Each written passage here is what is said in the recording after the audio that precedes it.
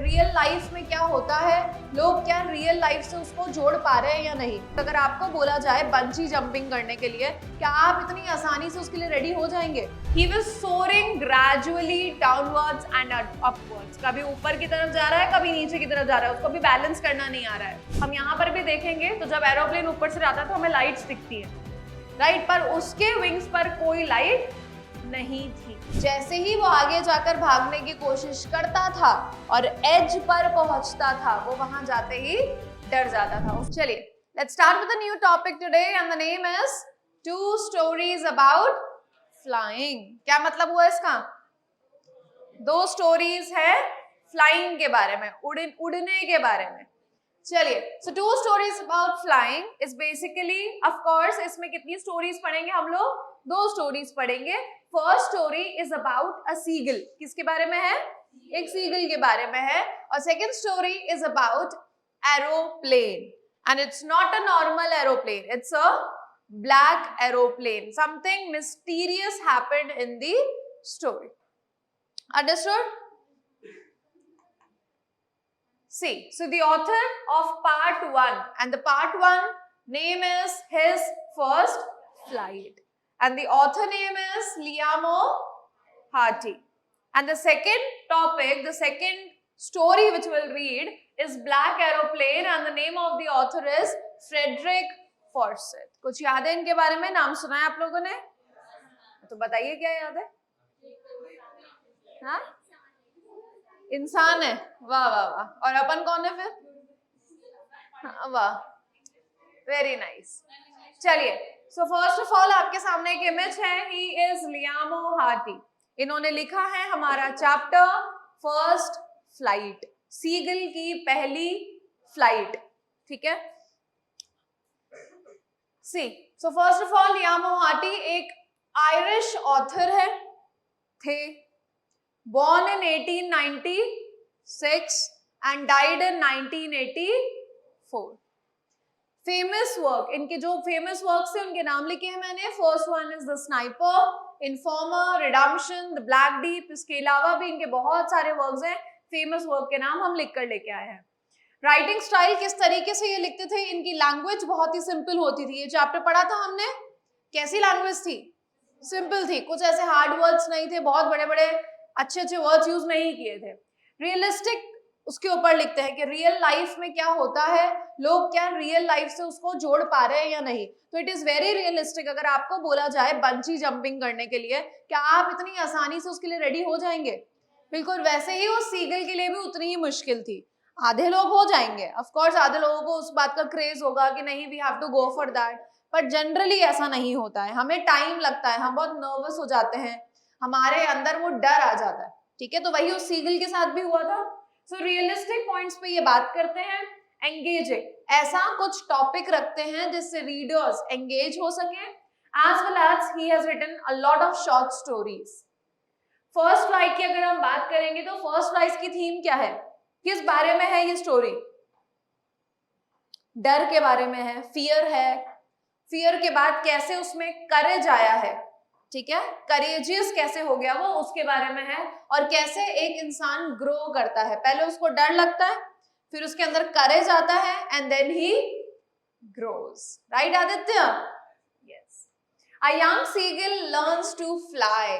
तो कैसे उस सीगल ने उड़ना सीखा? तुमने चलना सीखा?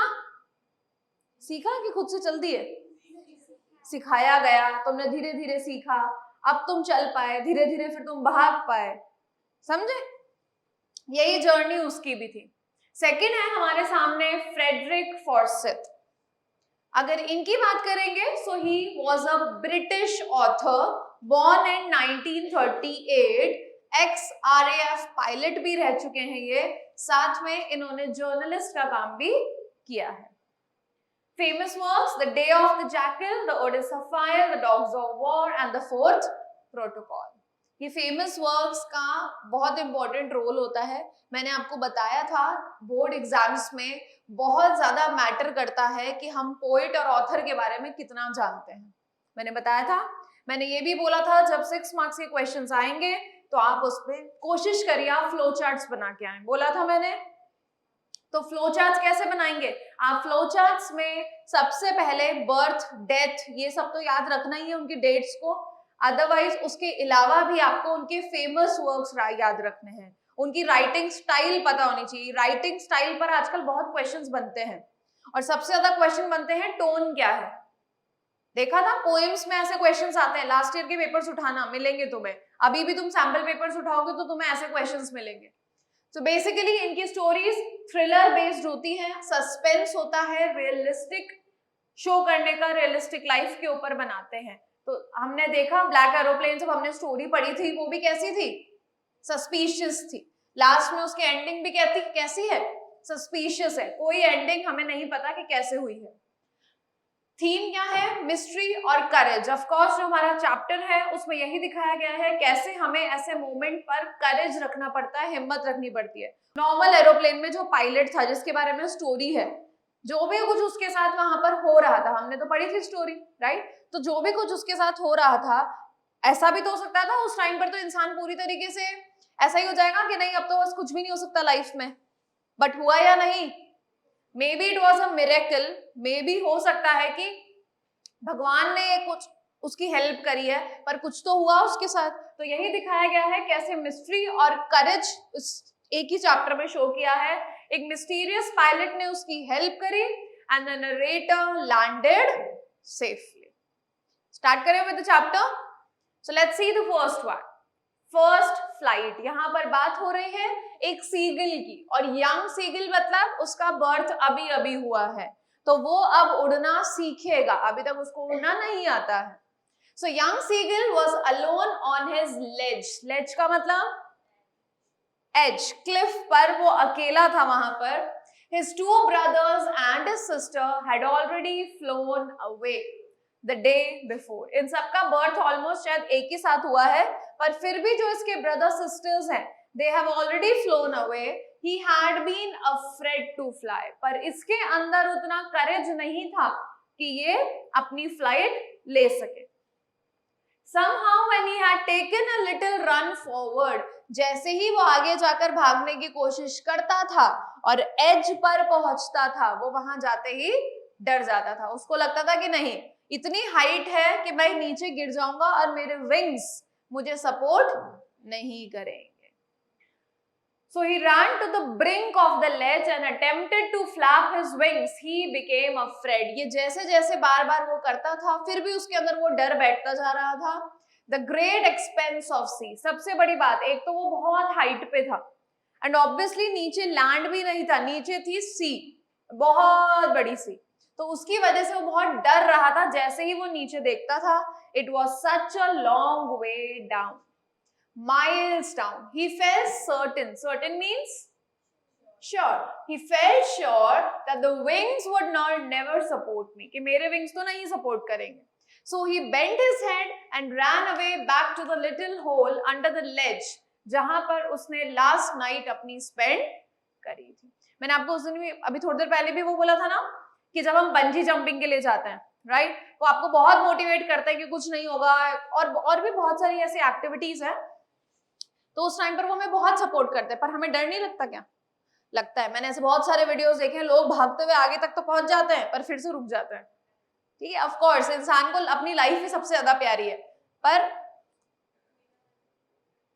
even when each of his brothers and his little sister whose wings were far shorter than his own, उसके ब्रदर सिस्टर के विंग्स तो उससे भी शॉर्ट थे, ran to the brink, but still वो ब्रिंक तक जाते थे, अपने विंग्स फ्लैप करते थे and they flew away.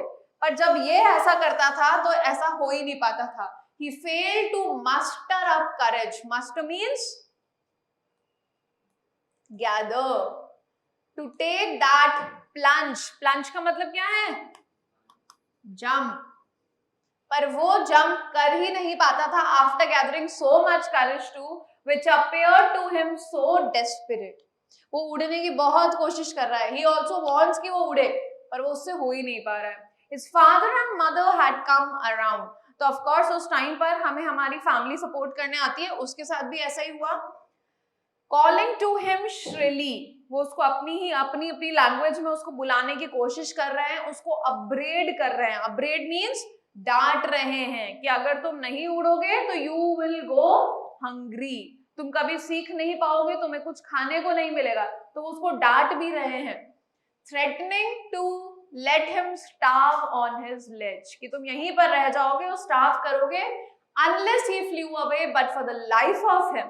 But अब बताओ, जिंदगी जरूरी है या खाना? जिंदगी जरूरी है यार, जिंदगी होगी तो खाओगे ना। अच्छा, खाना खाओगे तो जिंदा रहोगे। हाँ, सही बात है, foodie people. So for the life of him, उसने सोचा जब मेरी लाइफ ही नहीं बचेगी तो मैं खाने का क्या करूंगा। तो क्योंकि उसको अपनी लाइफ का बहुत डर था, he could not fly. He could not fly. That was 24 hours ago. Since then, nobody had come near him. अब 24 hours हो गए हैं, उसके पेरेंट्स, उसके सिस्टर, ब्रदर, कोई उसके पास नहीं आ रहे हैं। The day before, all day long, he had watched his parents flying about with his brothers and sister. तो उनके पेरेंट्स ने, of course, उनके लिए तो every child is equal. तो they started teaching the other brother and sister, the other children of them, कि हम उन्हें सिखाना शुरू कर देते हैं in the art of flight, teaching them how to skim the waves. Skim मतलब, skim means कैसे आप वेव्स पर फ्लोट कर सकते हैं, and how to dive for fish, और कैसे आप फिश के लिए डाइव भी कर सकते हैं। He had in fact seen his older brother catch his first herring and devour it. मुझे इतनी हंसी आ रही है, पता कि ये सब हम करके कब का छोड़ चुके हैं, और तुम्हें लगता है टीचर को पता ही नहीं चल रहा, राइट इशरत? चलिए, he in fact had seen his older brother catch his first herring and devour it. उसको पता लगा कि उसका जो सबसे बड़ा भाई है, उसने क्या किया है, अपना फर्स्ट कैच पकड़ लिया है, अपना प्रे पकड़ लिया है, एंड डिवोर, डिवोर मींस खा गया है। Standing on a rock while his parents circle, अब पेरेंट्स बहुत ही खुश हैं, and they were circling around, praising a round cackle. अभी कैकल वर्ड याद रखना, cackle is the sound they produced when they become happy, जब वो खुश होते हैं तो एक साउंड प्रोड्यूस करते हैं। And all the morning the whole family had walked about on the big plateau midway down the opposite cliff, taunting him with his coward dice. अब वहां पे सिर्फ एक ही क्लिफ तो है नहीं, जिस क्लिफ पर वो है उसके सामने और भी बहुत सारे क्लिफ्स हैं। तो उसके पेरेंट्स, उसके brother sisters, everybody was on the Cliff जो उसके जस्ट सामने था, अपोजिट पे था, और वहां पर खड़े होकर वो उसको बोल रहे थे कि you are very much coward, तो बहुत डरपोक हो, उसको टॉन्ट कर रहे थे बार बार उसकी कावर्डाइज के लिए। So the sun was now ascending the sky, blazing. Blazing मतलब गर्मी बढ़ती जा रही थी। On his legs that faced the south, he felt the heat because he had not eaten since the previous nightfall. अब of course जब बाहर सूरज होगा, गर्मी होगी, तो आपको गर्मी तो लगेगी, पर जब आपने कुछ खाया ही नहीं है, कुछ पिया नहीं है, तो आपको वो गर्मी और ज्यादा फील होगी। ठीक है, तो उसके साथ भी ऐसा ही हो रहा था। He stepped slowly out to the brink of the ledge and standing on one leg with the other leg hidden under his wing. अब उसने सोचा, जैसे हम लोग पेरेंट्स को ऐसे परेशान करते हैं ना कि अच्छा आप हमारी बात नहीं मान रहे, अब हम खाना नहीं खाएंगे, है ना, और जैसे अगर वो इधर उधर हुए तो हम जाके फटाफट कुछ खा भी लेते थे ताकि उनको पता ना चले, है ना, हम तो भूखे हैं, बट ऑफ कोर्स हम पीछे से तो कुछ खा ही सकते हैं। तो वो भी अपने पेरेंट्स को परेशान करने के लिए कि ये जल्दी से मेरी बात मान जाए, मुझे उड़ने के लिए फोर्स ना करें और मुझे यहीं पर कुछ लाकर दे दे। सो बिकॉज ऑफ दैट उसने क्या किया, वो एकदम ब्रिंक तक गया, एज के एकदम वहां पे क्लिफ के कॉर्नर तक गया, और उसने अपना एक पैर हवा में रखा और एक पैर जमीन पर, तो उससे गिरने के चांसेस बढ़ जाते हैं, और वो एकदम कॉर्नर पे चला गया कि पेरेंट्स डर जाएंगे कि ये तो गिर जाएगा। पर क्या उसके पेरेंट्स ने उस पर ध्यान दिया? नहीं दिया। तुम्हारे पेरेंट्स को भी नहीं देना चाहिए ना। Under his wing, the closed one eye then the other and pretended to be falling asleep. अब उसने अपनी धीरे धीरे करके दोनों आंखें भी बंद कर ली और ऐसा प्रिटेंड कर रहा है कि मैं तो सो चुका हूं, तो मेरे गिरने के चांसेस और बढ़ चुके हैं, तो शायद मेरे पेरेंट्स आकर मुझे सपोर्ट करेंगे। Still they took no notice of him. और उसके पेरेंट्स ने उस पर ध्यान ही नहीं दिया, ignored. He saw his two brothers and his sister lying on the plateau, dozing. Dozing means sleeping. with their heads sunk into their necks. His father was preening the feathers. Preening means combing. वो अपने feathers को comb कर रहे थे. On his white back, only his mother was looking at him. और हमें पता ही है कि इस टाइम पर हमारे सबसे ज्यादा ध्यान कौन देते हैं? Mothers. She was standing on a little high rump on the plateau, his white breast thrust forward. Now and again she tore at a piece of fish. तो उसकी मदर ने सोचा क्यों ना अब मैं इसको कोई तो वो दूं, समझ रहे हो क्या? लालच है ना, कोई तो इसको लालच देती हूँ कि किसी तरीके से तो ये इसको बाहर निकाला जाए. So उसने अपने हाथ में लिया एक piece of fish that lay at her feet and then scraped each side of her beak on the rock. हमें पता है जो birds होती हैं, कोई भी होता है ये जो है, तो ये क्या करते हैं? अपनी बीक को कंटिन्यूअसली रब करते हैं. उससे क्या होता है? बीक शार्प होती है, पता है ना आपको? वो भी यही कर रही थी. The sight of the food, but जैसे ही उस सीगल ने उस खाने को देखा तो he was maddened by hunger. उसको लगा कि नहीं यार ये तो मुझे चाहिए. So how he loved to tear food that way. अब वो सोच रहा है कि मुझे कितना अच्छा लगता अगर मैं फिश को ऐसा टीयर करता. Scraping his beak now and again to wet it. और इसको मैं अपनी बीक को कंटिन्यूअसली रब करता, मेरी बीक भी शार्प हो जाती. So he is thinking कि काश ये मुझे मिल जाए. Ga ga ga. This is the sound created by the seagull. He cried begging her to bring him some food. अब वो अपनी लैंग्वेज में बोल रहा है कि मुझे खाना दो, और उसकी मदर भी उसको अपनी लैंग्वेज में रिप्लाई कर रही है. She screamed back derisively कि तुम खुद तो आ नहीं रहे हो, why will I come? मतलब you have to make efforts. But he kept calling plaintively. पर फिर भी वो continuously उसको बुला रहा है. And after a minute or so, he uttered a joyful scream. और एक थोड़े देर बाद ही एकदम से he shouted in a voice joyful one. खुशी में वो चिल्लाया. His mother had picked up a piece of the fish. उसकी मदर ने वो फिश का पीस उठाया and she went towards the seagull. वो जैसे ही उसके पास जाने लगी तो he became happy. उसको लगा कि जो मैं इतनी देर से ड्रामा कर रहा हूं अब उसका मुझे क्या मिलेगा? फ्रूटफुल रिजल्ट मिलने वाला है. बट कैसा होगा? होगा इसरत चीजें. हाँ, He leaned out eagerly. अब of course वो अपने क्लिफ के एंड तक गया जहां तक वो जा सकता था, और लीन करके देख रहा है कि बस जल्दी से जल्दी मेरी मदर यहाँ तक आ जाए. Tapping the rock with his feet. एक छोटे बच्चे को देखा 3-4 साल के, जब उसको गुस्सा आ जाता है तो वो क्या करता है? तेज तेज अपने फीट को टैप करता है, right?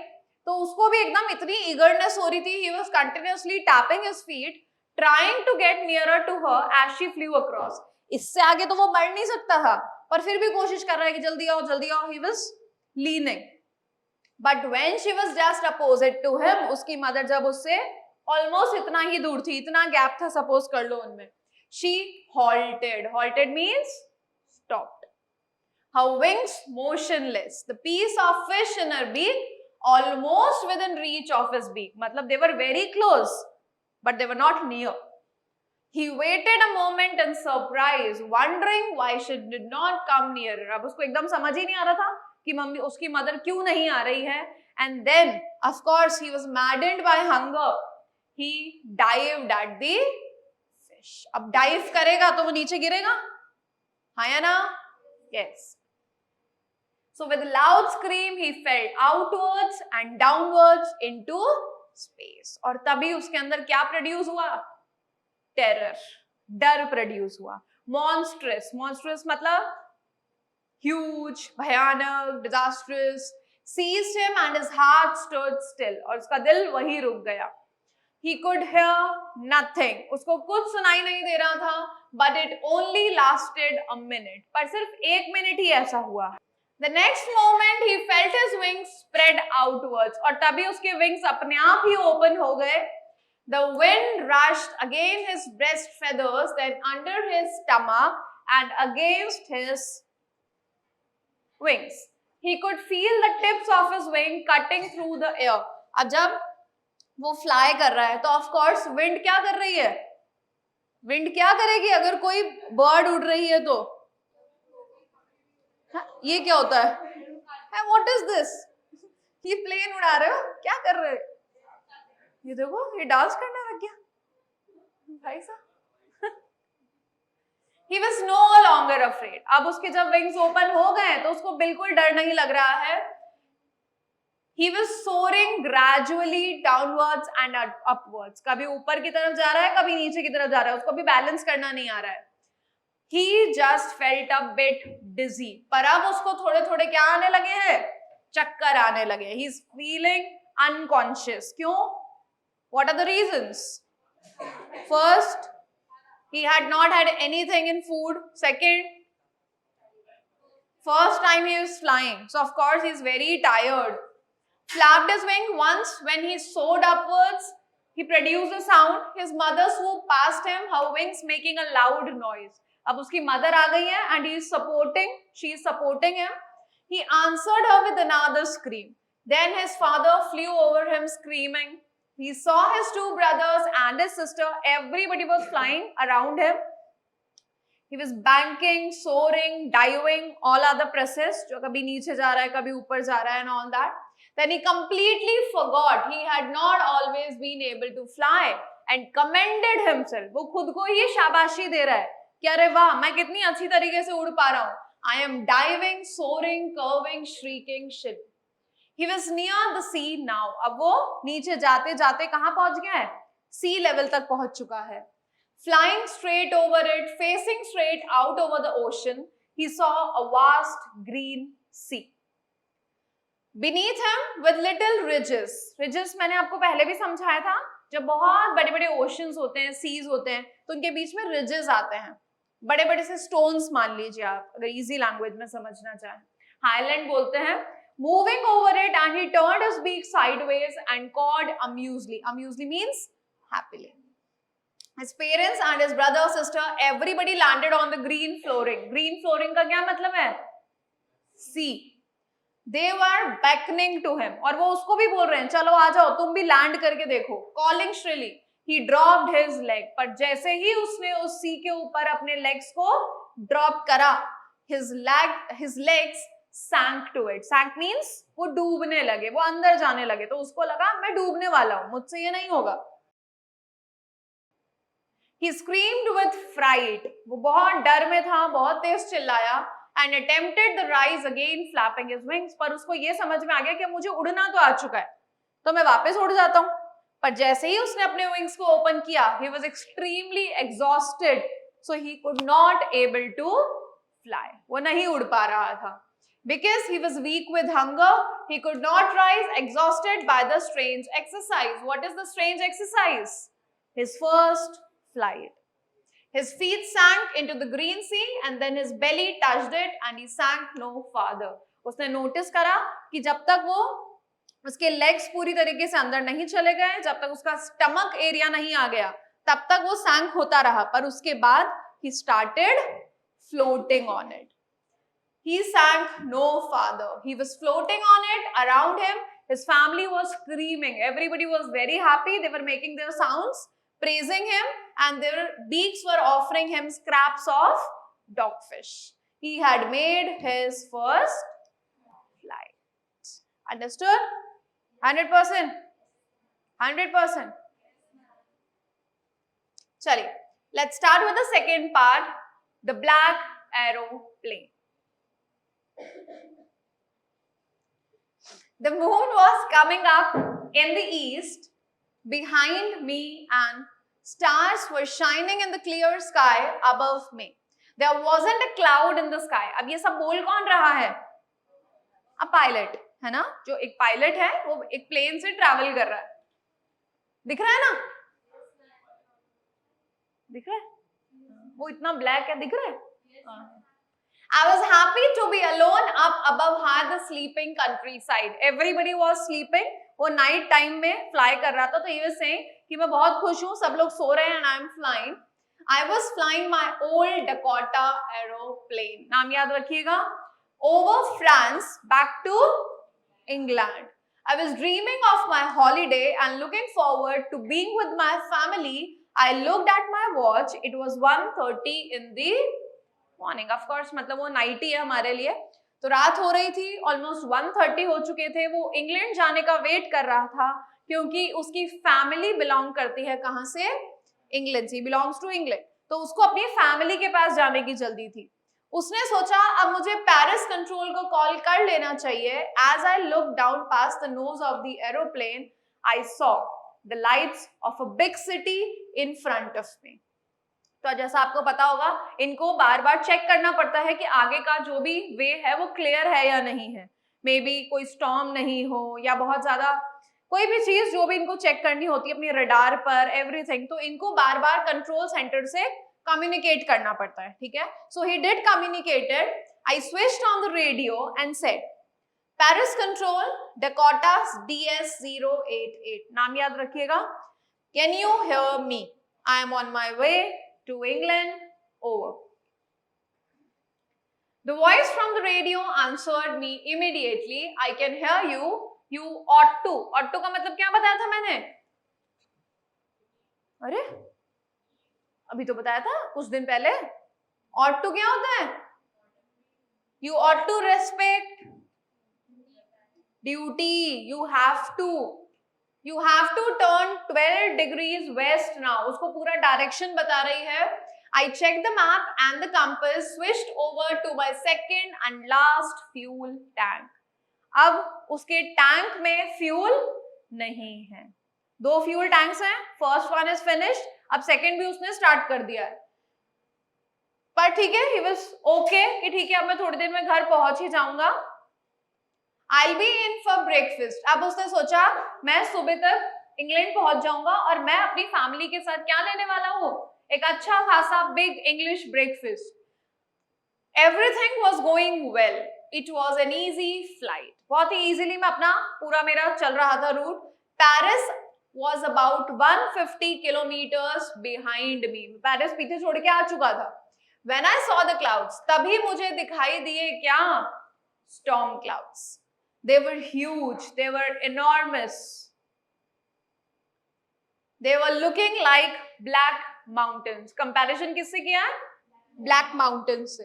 In front of me, across the sky, I knew I could not fly up and over them. मुझे पता था कि ना ही मैं उनके थ्रू जा सकता हूँ या ही ना ही उनके ओवर जा सकता हूँ, मैं कहीं से भी बाहर नहीं निकल सकता हूँ। I did not have enough fuel. अब उसके पास सिर्फ एक ऑप्शन था कि he can return back, he can go to Paris again. But क्योंकि उसके पास उतना फ्यूल नहीं था और उसने सोचा अगर मैं पेरिस चला गया वापस तो क्या होगा, मैं कल अपनी फैमिली के पास नहीं पहुंच पाऊंगा। So because of that thing कि उसको वहां पहुंचना था, आई ought to go back to Paris, I thought, but I wanted to get home. I wanted that breakfast. So I'll take the risk. तो चलो कोई बात नहीं, रिस्क लेते हैं। I thought and flew that old Dakota straight into the storm. अब जैसे ही वो storm के अंदर गया, उसको कुछ भी दिखाई देना बंद हो गया। It was black everywhere. He could not see anything. The aeroplane jumped and twisted. अब वो उड़ रहा है, जंप हो रहा है, ट्विस्ट हो रहा है, उसको कुछ समझ में नहीं आ रहा है। I looked at the compass. और सबसे बड़ी बात क्या थी, कंपस भी खराब हो गया। It was turning round and round, means it was dead. It would not work. The other instrument was suddenly dead too. बाकी इंस्ट्रूमेंट्स भी बंद हो गए। मैंने रेडियो ट्राई किया कि चलो मैं किसी से कांटेक्ट कर लेता हूँ, बट किसी ने मेरा आंसर नहीं किया। There was no answer. Radio was dead too. I had no radio, no compass, and I could not see कि मैं हूँ कहाँ पर। I was lost in the storm. Then in the black clouds quite near me, तभी मुझे दिखाई दिया एक और aeroplane.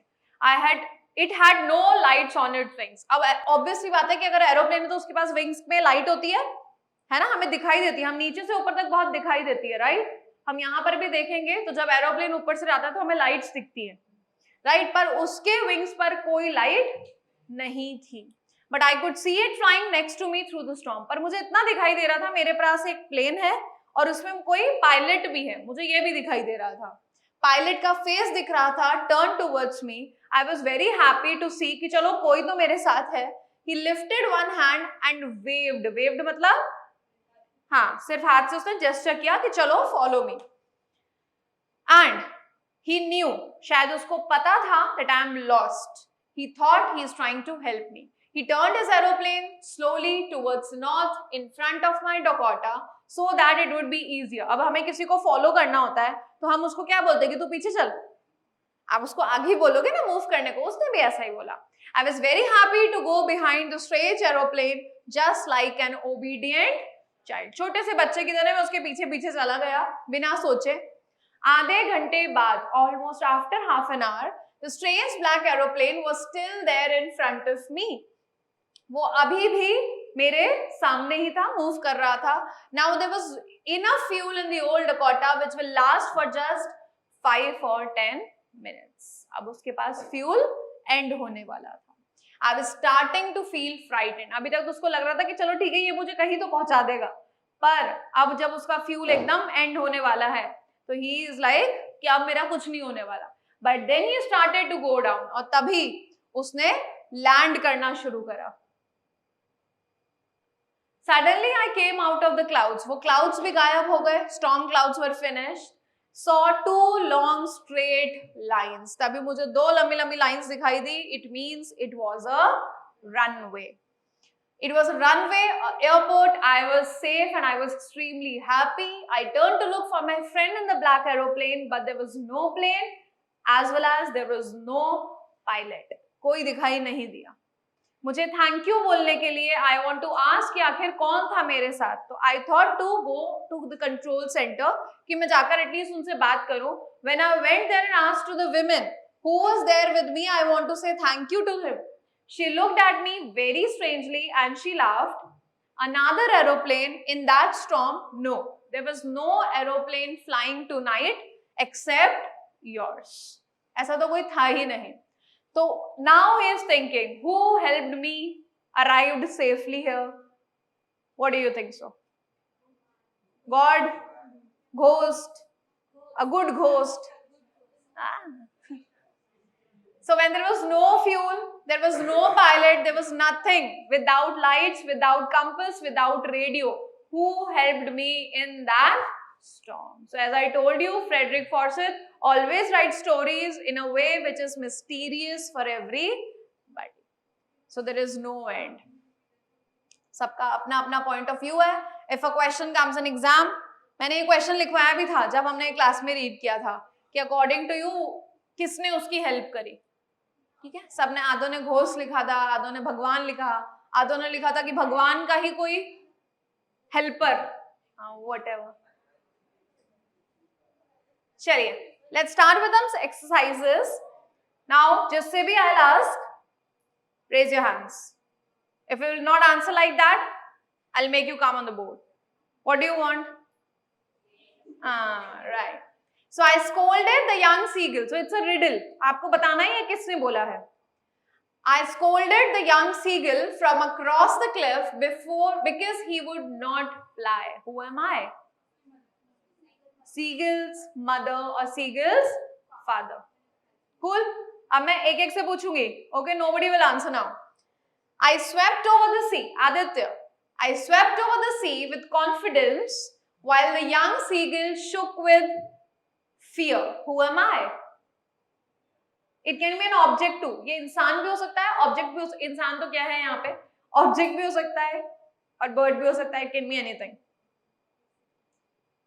I swept over the sea with confidence while the young seagull shook with fear. I swept over the sea.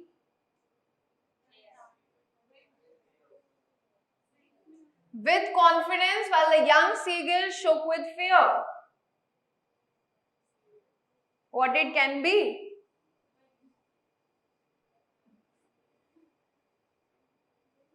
बोलो. हो सकता है, सही आंसर लग रहा है मुझे ये भी. हाँ, शेर है. हाँ, I am right. I look like a deep green carpet. Green carpet. See, I carried the young seagull forward as he flapped his wing for the first time.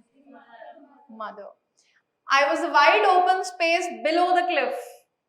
Wide open space.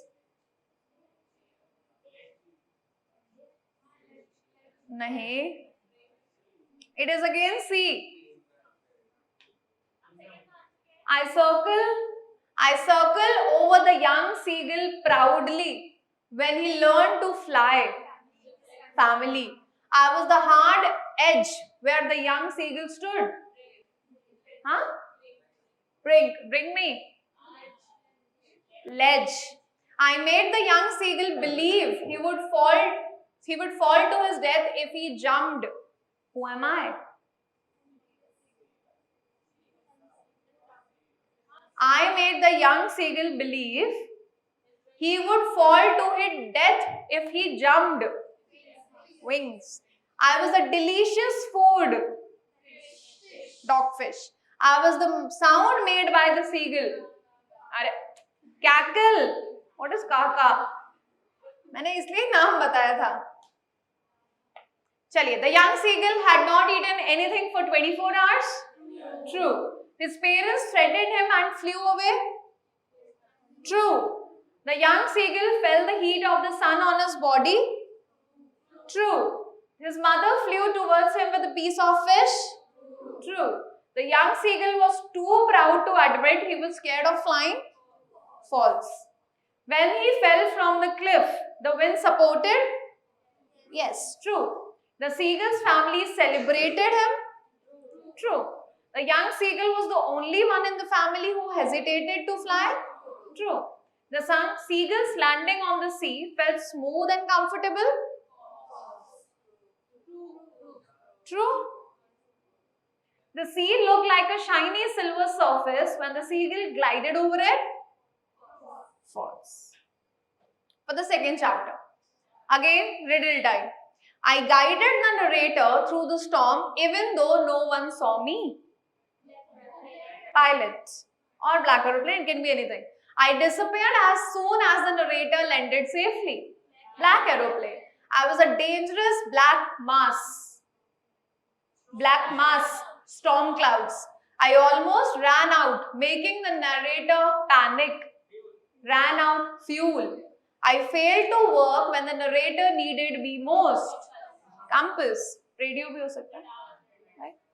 I was the bright path that helped the narrator land. Runway. I was the reason the narrator wanted to go back home early.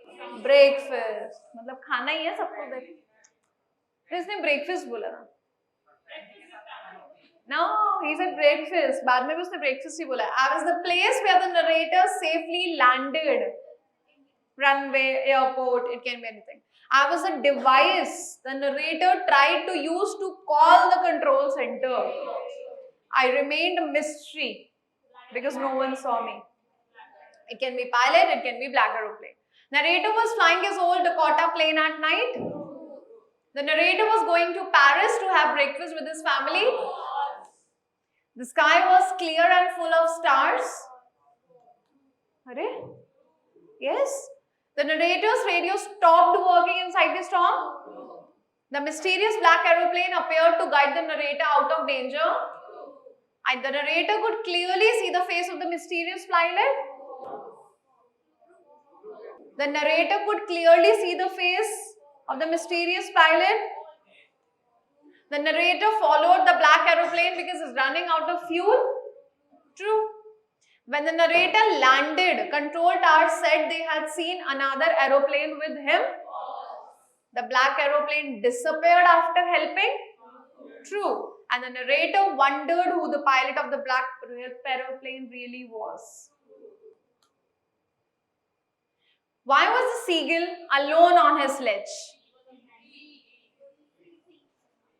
He was afraid to fly.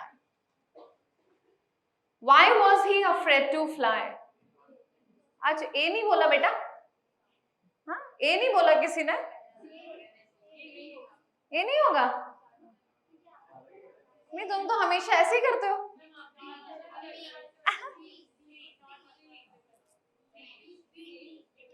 B. What misbelief surrounded him while he tried to make the plunge? इसीलिए बोलती हूँ पहले पढ़ लो. Read करते नहीं हो, सीधा answer कैसे आ जाता है तुम्हें? How did his parents cajole him to take the flight? कैसे कन्विंस किया? D. What do you understand by the line? But for the life of him, he could not move. What do you mean by it?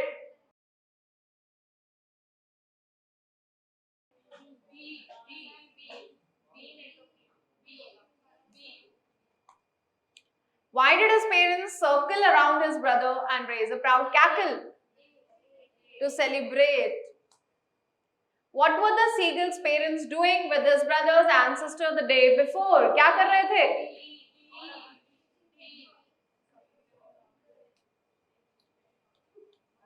D. Which plane the author was flying? DS-088. Which country did the pilot belong to? Flying over France. And coming from?